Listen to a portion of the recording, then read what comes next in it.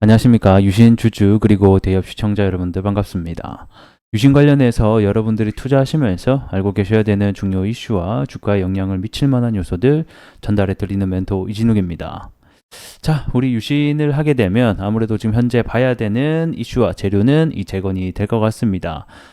다음 달이죠. 당장 6월 달에 우크라이나 평화회담 일정이 좀 잡히게 되면서 다시 한 번 더 주가를 끌어올릴 수 있는 모멘텀이 될 수 있을지 오늘은 우크라이나 평화회담 관련된 주제로 여러분들과 함께 얘기 나눠보도록 하겠고, 사실 이 평화회담에 현재는 러시아가 참여는 하고 있지는 않습니다. 그래서 평화회담이 열리는데 이 러시아는 어떤 반응을 보이는지도 함께 전체적으로 이야기 나눠보는 시간들 가져보도록 하겠습니다. 자, 이슈 체크 함께 해보도록 하겠습니다. 자, 젤렌스키가 이 스위스에서 열리게 되는 평화회의 관련해서 합의와 시행이 된다라고 하면 종전까지 바라볼 수도 있다라고 언급을 하게 되면서 이 종전에 대한 기대감을 끌어올리게 됐습니다. 자, 스위스 평화회의 다음 달 6월 15일에서 16일 해서 이 우크라이나 전쟁에 대한 국제 평화회의가 현재 열릴 예정에 있습니다. 그래서 뭘 내용을 하게 되냐를 보도록 하면, 자, 그는 회의에서 합의에 도출하고 이를 시행까지 이어가게 된다라고 하면 종전까지 연결되는 발판이 될 것이다. 자, 그는 누구죠? 우크라이나 대통령입니다. 어떤 합의를 도출을 하는가? 자, 우크라이나는 지속적으로 주장을 했던 것 중에 하나가 이 바로 뭐 영토 완전 복원이라던가 뭐 수감자 뭐 추방 석방 막 그다음에 전쟁 종식 뭐 그다음에 러시아군 완전 철수 뭐 등등등 해서 이 10개 항목으로 이루어진 평화 공식을 계속해서 주장을 하고 있는 상태죠. 그래서 내용을 보게 되면 밑에 있네요. 여기 뭐 해관보부터 해서 우크라이나 어린이 환송, 전면적인 교류 뭐 이런 세 가지 사항을 잘 도출을 하면, 합의를 한다라고 하면 종전까지 연결이 될 수가 있다. 이렇게 주장을 하고 있는 겁니다. 그래서 만약에 세 가지 상의 논리적인 실행으로 옮길 수만 있다라고 하면 우리는 전쟁을 끝낼 수도 있다. 라고 얘기를 하고 있네요. 그래서 뭐 해당 이슈 때문에 지금 현재 이 우크라이나 재건 관련주들이 일정이 잡히게 되면서 일정주로 바닥에서부터 좀 스물스물하고 움직이는 모습들을 종목들이 보여주고 있는 상황이죠. 자, 그러면 러시아에 대한 반응은 어떤가를 보도록 하겠습니다. 두 가지의 반응이 있는데, 일단 첫 번째는 이번 열리는 우크라이나에 대한 평화회의 사기극일 뿐이다 라고 주장을 하고 있습니다. 자, 이 외무부 대변인의 경우에는 이 스위스 평화회의가 사실은 뭐 그냥 또 다른 사기극일 뿐이다 라고 하면서 사실 평화회의를 주장을 하고 있는데 무기 공급을 하는 사람들이 어떻게 평화회의를 조직하겠는가 라고 얘기를 했습니다.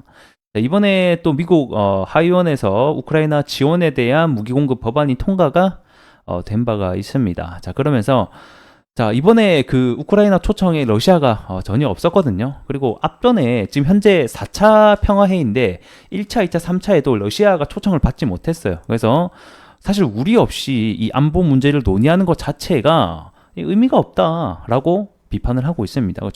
자, 그러면 우크라이나 같은 경우에는 사실 뭐 러시아를 초대하지는 않았지만 러시아랑 얘기해봤자 될 문제가 아니다라고 본인들도 알고 있는 거예요. 러시아 입장에서는 자기네들이 빼앗은 영토를 인정을 하면 종전을 하겠다라고 주장을 하고 있고, 우크라이나 같은 경우에는 너희들이 빼앗은 불법으로 빼앗은 영토 죄다 반환을 해야지 우린 또 종전을 하겠다라고 서로 그냥 양보 없는 주장을 하고 있기 때문에 사실상 그냥 우크라이나 같은 경우에는 다른 나라 뭐 폴란드, 핀란드, 뭐 이탈리아, 스페인 등등해서 다른 나라들을 참여를 해서 이제 자기네들이 주장을 하고 있는 부분을 이제 표심을 얻고 지지를 원하는, 그러니까 자기 편으로 끌어들여서 이 러시아를 압박하려는 게 결국 우크라이나의 전략이 될 것 같고, 이번 또 평화회의에 좀 어떤 의도가 되지 않겠나 저는 이렇게 좀 보고 있습니다. 그래서 결국에는 정상회담이 열리게 되면 우크라이나가 주장하는 이른바 평화 공식에 대한 이 국제사회의 지지를 끌어내겠다라는 게 목표가 될 것 같습니다. 자, 그러면 이 러시아 입장에서는 한편으로는 사기극이다라고 얘기하면서 또 한편으로는 현재 상태로 종전이 가능하다라고 또 얘기를 하고 있습니다. 그래서 현재 상태가 뭐냐? 결국은 지금 이 러시아가 우크라이나에게 빼앗은 땅을 점령한 부분을 인정해 달라라고 얘기를 하고 있는 거죠. 그래서 러시아 대통령은 종전을 언급을 하고 있는데 어떤 거? 현재 전선의 국경으로 인정하는 조건으로 이 전쟁을 중단할 준비가 되어 있다라고 방금 제가 말씀드린 부분이랑 결국 같다라고 보시면 될 것 같습니다. 자, 그래서 내용을 정리하게 되면 일단은 6월 15일, 16일까지 한 2주 조금 더 남았네요.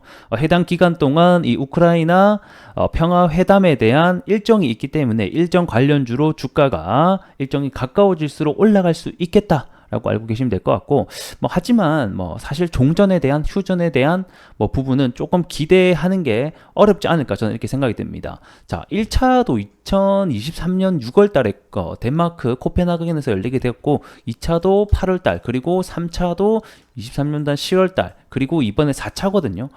그렇기 때문에 앞전에서도 평화회담이 열리긴 했지만 사실상 우리가 기대할 만한 성과를 가져오지는 못했습니다. 그렇기 때문에 이번에도 우리가 기대할 만한 성과를 가져오는지는 계속 지켜봐야 되는 문제이지만 현 상황으로 봤을 때는 조금 어려운 부분들이 여전히 존재한다라고 보시면 될 것 같고, 이 단기적으로는 재료가 있기 때문에 트레이딩 관점에서는 모멘텀으로 충분히 작용할 수 있다까지 알고 계시면 도움이 될 것 같습니다.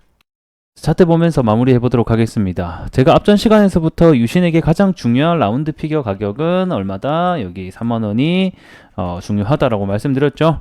자, 앞전에서부터 여기에 대한 가격대를 꾸준히 지켜주면서 올라갔었고, 해당 가격을 이탈하고 나서도 이 3만원대 가격을 다시 탈환하기 위한 노력들이 계속 이루어지고 있습니다. 그리고 해당 구간을 이탈하니까 이러한 실망 매물도 함께 나온 것을 확인해 볼 수가 있죠. 그래서 일단은 다음 달 6월 중순까지 해당 일정이 있다 보니까 그 일정 기간 동안 다시 한 번 더 이 라운드 피겨 가격을 회복을 해서 올라갈 수 있는지에 대한 여부를 우리가 좀 함께 지켜보시는 것이 좋을 것 같고요. 요 가격대가 사실 가장 중요한 가격대이기 때문에 이 가격을 밟고 다시 한 번 더 올라갈 수 있는지에 대한 여부가 중요할 것 같습니다.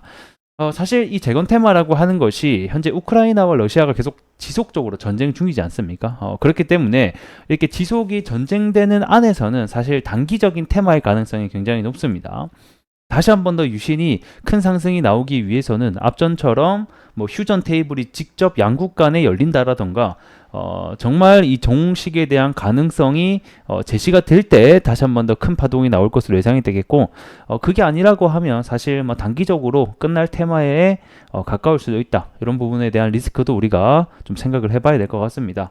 그래서 오늘은 이와 관련된 얘기를 조금 해봤고요. 다음에도 더 새로운 내용들, 그리고 여러분들이 알고 계셔야 되는 내용들이 나타나면 영상을 통해서 찾아뵐 수 있도록 하겠습니다. 고맙습니다.